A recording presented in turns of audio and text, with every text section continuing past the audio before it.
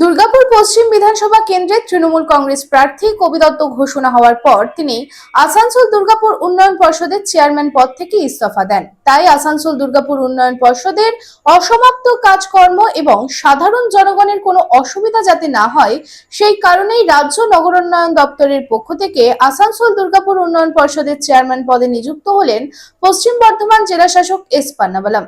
8ই April নগরোন্নয়ন দপ্তরের পক্ষ থেকে সিদ্ধান্ত নেওয়া হয় আসানসোল দুর্গাপুর উন্নয়ন পর্ষদের চেয়ারম্যানের দায়িত্ব সামলাবেন এস পান্নাবালাম। 2024 সালের 14ই জুন থেকে এই দায়িত্ব সামলাচ্ছিলেন কবি দত্ত, তবে তার ইস্তফা দেওয়ার পরেই এই সিদ্ধান্ত।